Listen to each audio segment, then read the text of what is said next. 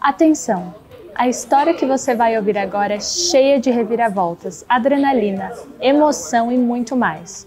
Tudo isso em um espaço curtíssimo de tempo, de forma que nem mesmo o mais dramático dos escritores mexicanos poderia conceber. Eu estou falando sobre a trajetória do Ibovespa em 2022, que começou o ano como uma estrela, mas foi difícil prever que seria uma estrela do tipo cadente, pelo menos até agora. Fica comigo nesse vídeo porque vamos falar sobre os motivos por trás da queda violenta do Ibovespa durante o mês de abril.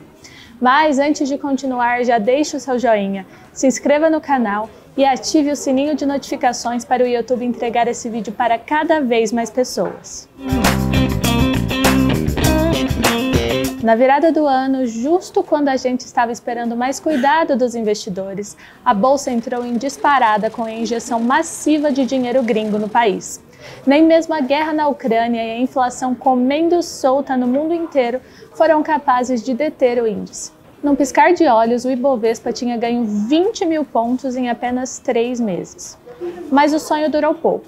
Foi preciso só um mês para tudo isso ir por água abaixo. O Ibovespa fechou abril com uma queda superior aos 10%, reduzindo a alta no ano a pouco menos de 3%. Basicamente, os 3 vilões que foram responsáveis pela queda de 10% do Ibovespa em abril foram a sinalização do Fed, Banco Central dos Estados Unidos, de que o aperto monetário por lá será mais forte do que o esperado, a guerra na Ucrânia, que continua firme e forte, e a China fechando tudo novamente por alegar novas ondas de Covid. Mas todos esses elementos têm uma coisa em comum: a inflação.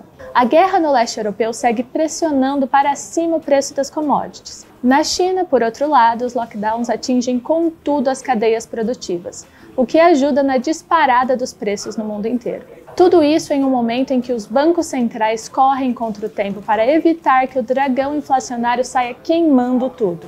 Agora você pode estar se perguntando, como tudo isso afeta o Ibovespa? Vamos lá! Mais de 2 meses após o início da guerra entre a Rússia e a Ucrânia, o conflito entre os dois países continua firme e forte e tende a provocar a alta das commodities, o que, num país de referência em exportação de matérias-primas, como o Brasil, tende a valorizar o Bovespa pela força que a Petrobras e a Vale têm no índice. Mas, se por um lado isso tende a beneficiar a Bolsa Brasileira, uma pedra no sapato jogou nosso índice para baixo.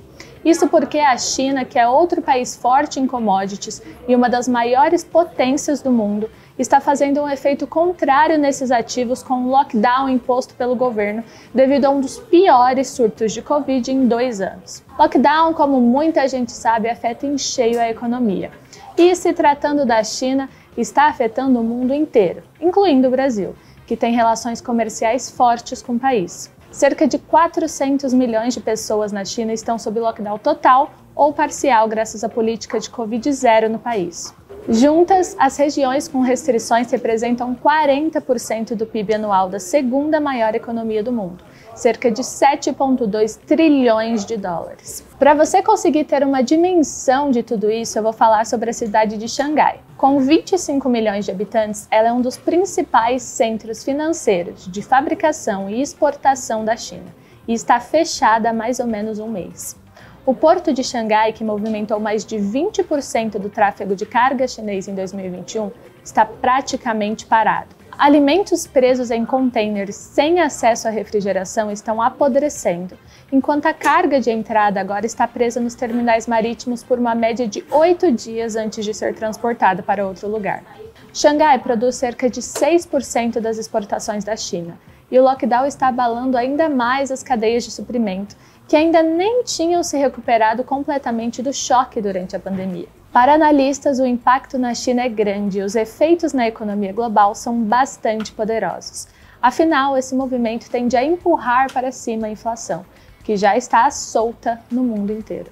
Em um relatório recente, a Organização Mundial do Comércio alertou que o pior cenário poderia reduzir o PIB global de longo prazo em 5%. Para o analista da Empíricos, Matheus Spies, o arrefecimento dessa atividade deve durar em uma economia que já tem que enfrentar o temor da estagflação, uma combinação de estagnação econômica e alta da inflação. Ao mesmo tempo, a paralisação da China, segunda maior economia do mundo, também significa uma menor demanda por produtos importantes da Bolsa Brasileira, como as commodities. As ações das exportadoras de commodities brasileiras agora se veem num cabo de guerra, com o conflito na Ucrânia de um lado, o que favorece a Bolsa Brasileira, pois atrai mais olhares para as nossas commodities, com a Rússia fora do jogo, e do outro lado, a queda da oferta e demanda chinesa. Assim, ações como as da Vale, uma das maiores empresas do Ibovespa, têm sofrido intensamente e já caem cerca de 15% em 30 dias. Enquanto isso, nos Estados Unidos, o mercado tenta assimilar uma realidade que o investidor brasileiro já enfrentou quase um ano antes. As projeções de inflação estão cada vez mais altas e o Fed deve ser implacável na alta dos juros. Diante disso, a instituição se viu obrigada a adotar um discurso mais duro contra a alta de preços. Neste último mês, os dirigentes do Fed defenderam mais de uma alta de 50 pontos base na taxa de juros, podendo começar por um aumento de 75 pontos base na próxima reunião. Na prática, temos uma menor demanda pelos produtos exportados pelo país, maior risco de inflação e uma fuga de capital, principalmente de países emergentes, em busca de rendimentos mais seguros na forma dos títulos do Tesouro americano. A alta dos juros nos Estados Unidos tende a atrair recursos alocados em mercados de risco para os seguros e agora mais rentáveis títulos americanos, fortalecendo a cotação do dólar em relação às demais moedas. Diante de tudo isso, o cenário é de queda forte.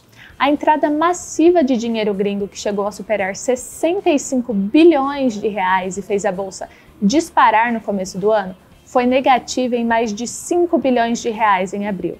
Tudo isso colaborou para a queda forte da bolsa nos últimos meses. Para saber o que esperar daqui para frente, acesse o nosso Instagram e veja as perspectivas de grandes players do mercado. É só clicar no primeiro link da descrição ou no card que vai aparecer aqui em cima. Além disso, lá você também encontra análises de mercado, insights de investimento, dicas de carreira e muito mais. Por hoje é isso. Se você gostou do vídeo, deixe seu joinha, se inscreva no canal e ative o sininho de notificações. Isso ajuda esse vídeo a chegar a cada vez mais pessoas. Eu sou a Beatriz Azevedo e até a próxima!